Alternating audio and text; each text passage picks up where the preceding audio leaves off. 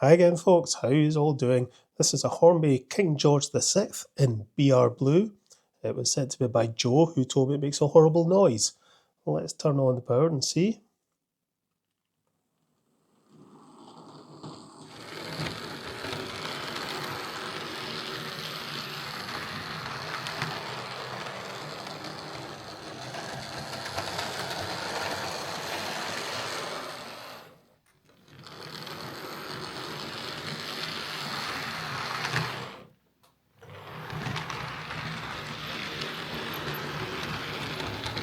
Yeah, it's not bad. It's making a wee bit of a grinding sound going forwards, which it shouldn't be doing, but it's not that bad. Let's back it into the shed and we'll see what's up. Right, okay, a Hornby King George VI. When I first looked at this, my heart kind of sank because I saw that kind of drawbar. It's kind of a push fit with that copper strip underneath, and I thought, oh no, it's going to be one of those pancake motor things like a Hogwarts Express. And if that had been the case, I would have said this was running perfectly well and very quietly, and that little grindy rattling noise that it's making going forwards isn't an issue if it was one of those. But I could see looking up under the body shell there that it's not. So we'll take the body off and we'll see what it is, but it looks like a normal type motor. So just before I get into it, let me look at the outside. It's all in very good condition. King George VI, locomotive number 6028. It's a bit dusty inside the cab, cobweb inside there. Tender's all absolutely fine. Nice livery, of course. I do like a blue locomotive. The noise this is making, it's only doing it going forwards, so it's some sort of gear issue, I think. But I can't really think if it's got the usual drive gear, intermediate gear, and double gear, and worm gear. I can't really think what would be making that noise. But we shall find out. Let's get into it. Undo that. Get the tender out the road. That should then lift out, like so. Get that out of the way. Right, so it's one of those motors. Gearbox will be in there. So it'll be worm gear, double gear, intermediate gear, drive gear. I don't see any issue with the pickups. I did wonder if one of the pickups was hitting the inside of the spokes, but I don't think so. Got a rather odd looking blanking plate on the socket there. What do we do first? Let's get a look inside the gearbox. Do that. It comes off. Come on, out you come. Go. Slacken the motor mount. Take the double gear out. Check the gear for any splits or anything. There's a lot of sticky grease on there. So I'll give that a good scoosh with contact cleaner and clean it up.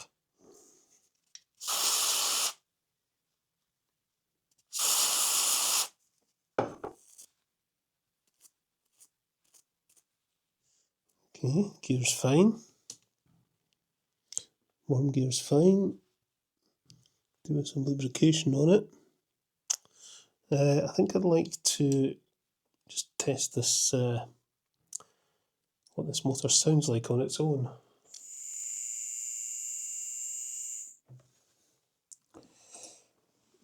It's not the greatest motor in the world.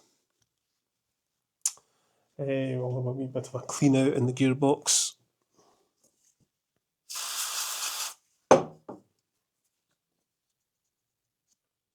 I'm trying to see if the intermediate gear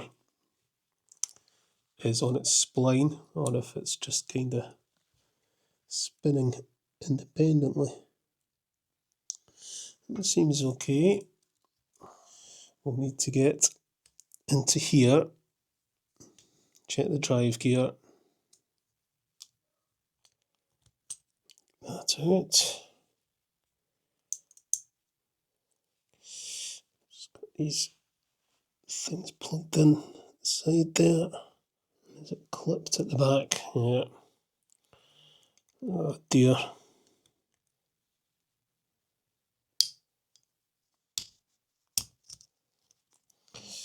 Off that comes. All looks okay. I think I'd like to get the drive axle out altogether.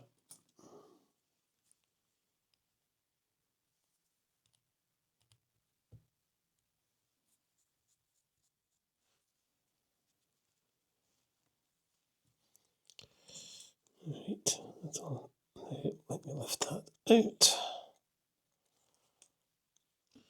Looks okay. And the drive gear's fine. So, yeah, it's all okay. What is making that slight rasping sound when it's going forward? Oh, hello. What is that? Big, strong, stringy, gooey thing wrapped around that front crank pin. Let's undo it and get that out. I don't know what that is. It's sort of a stringy, rubbery stuff.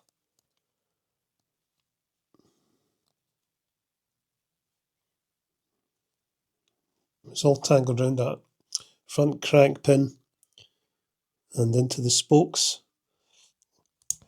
Put that back in for now. The other wheels seem okay. There's a little crank on that rear wheel, like this has had a speedometer or something. No, that looks okay. I'm going to give this a bit of a scoosh.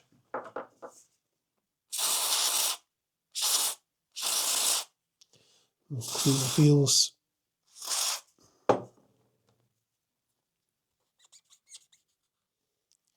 These are all okay. We'll give them a bit of fresh oil.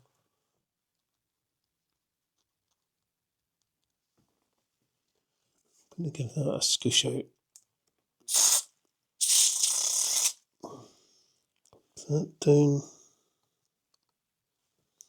That'll go down okay. We'll clean the front bogie.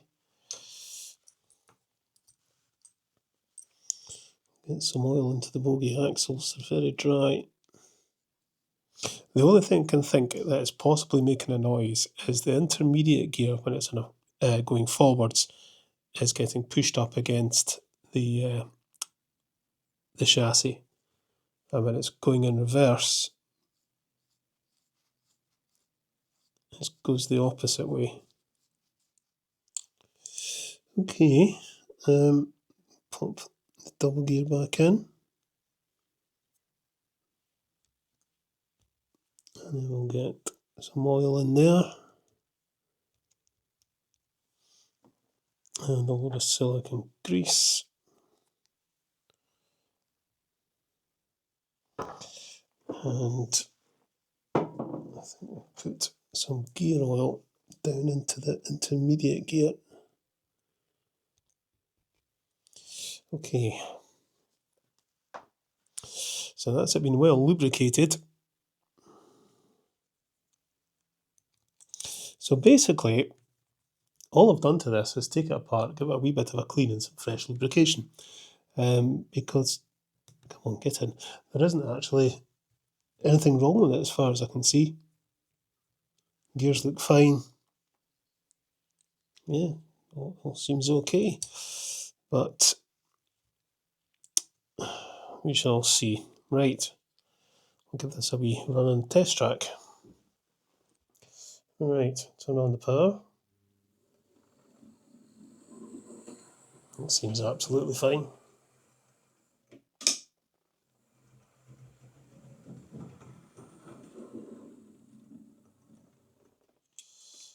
Okay, slots in at the back there.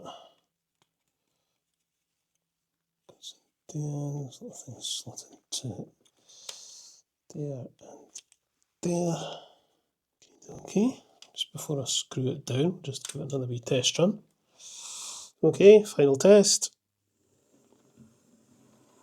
I'd say that's fine.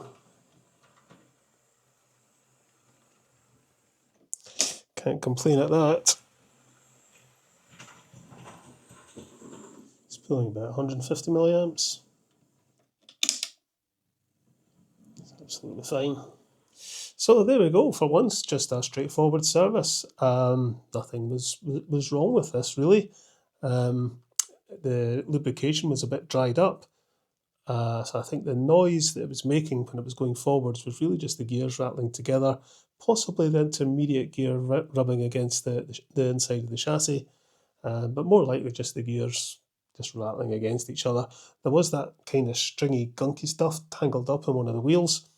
That may have been making a noise, but I don't think so. But yeah, I think all this needed was a clean up, some fresh lubrication, and Bob's your uncle.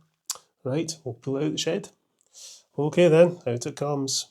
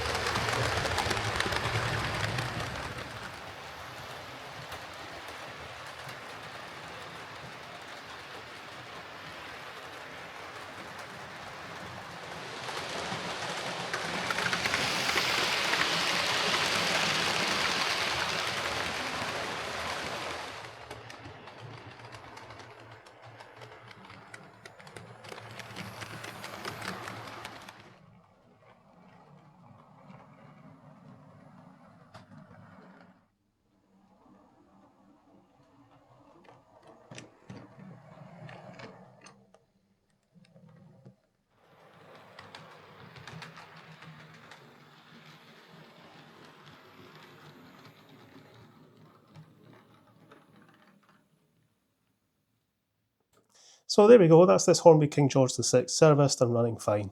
It does still make slightly more noise going forwards than in reverse, but that's not entirely unusual.